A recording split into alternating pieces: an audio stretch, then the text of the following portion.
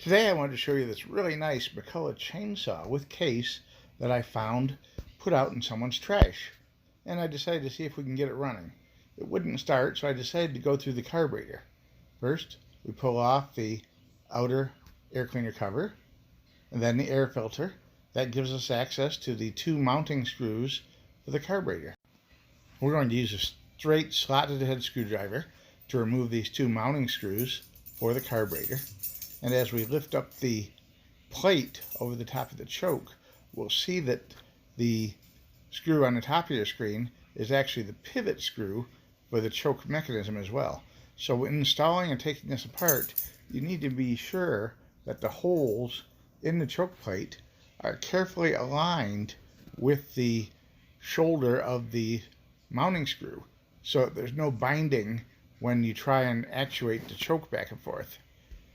And I think that might have been probably the part of the problem here, because it seemed like the choke was very difficult to operate and turn.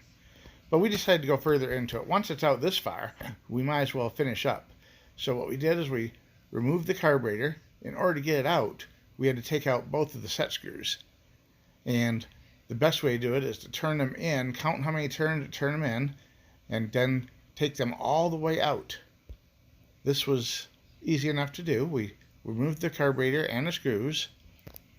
We sprayed some carburetor cleaner down through the jet holes. We removed the pump cover on the carburetor and adjust the metering arm as shown in this parts breakdown. The metering arm needs to be flush with the base of the carburetor. All of the seals, diaphragms, and gaskets seemed quite supple, so I decided to adjust the metering arm and then put everything back together the way we found it. And once we did, it started right up, which kind of amazed me actually. We got it back together, we made sure the choke lever was not binding, we put the cover plates back on, and sure enough, it fired right up. And now it's running good. We're going to use it to cut some wood, and it's a really nice garbage day pickup for sure. Thanks for watching. Have a great day, and bye for now.